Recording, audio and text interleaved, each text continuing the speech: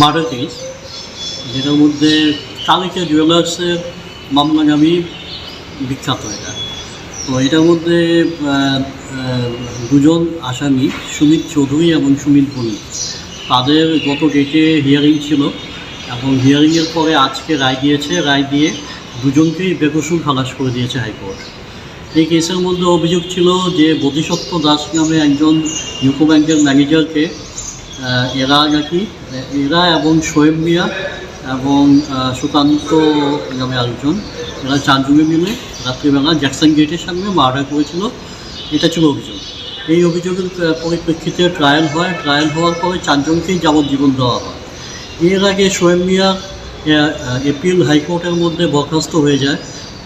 Trial court যে যাবজ্জীবন দিয়েছিল হাইকোর্ট সেটা বহাল রাখে। আমরা সুমিত চৌধুরী এবং সুমিত বণিকের যে আর্গুমেন্টটা আজকে হলো, তার মধ্যে আমি আজকে সুমিত বণিকের পক্ষে ছিলাম এবং সুমিত চৌধুরীর পক্ষে ছিলেন senior advocate D N Majumdar sir.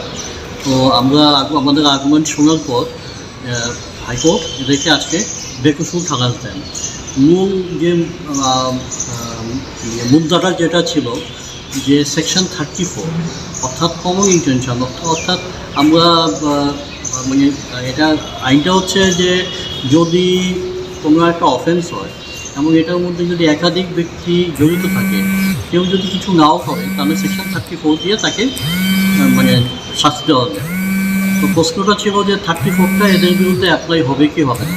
তো সেখানে যে আর্গুমেন্টটা আমাদের ছিল যে যেভাবে মানে হত্যাকাণ্ডটা হয়েছে তাতে এদের মানে বোধিসত্ত্বকে মার্ডার করার কোনো ইন্টেনশন ছিল না, যে কারণে 34 এদের বিরুদ্ধে অ্যাপ্লাই হবে না। এই মামলাটা এই ঘটনার বিখ্যাত মার্ডার কেস, যেটার মধ্যে কালিকা জুয়েলার্সের মামলাগামী বিখ্যাত এটা।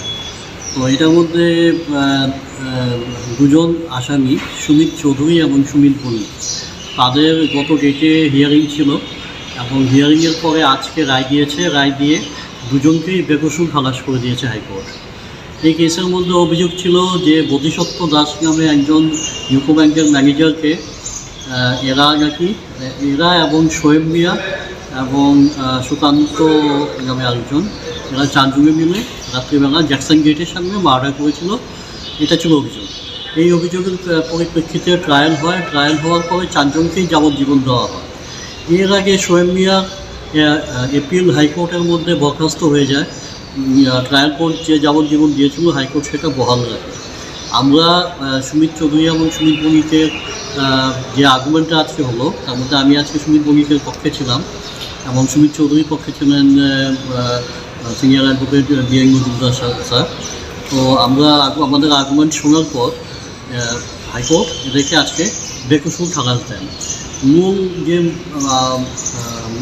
মুদ্রাটা যেটা ছিল যে সেকশন 34, অর্থাৎ কমন ইন্টেনশন, অর্থাৎ আমরা মানে এটা আইনটা হচ্ছে যে যদি কোনো একটা অফেন্স হয় এবং এটা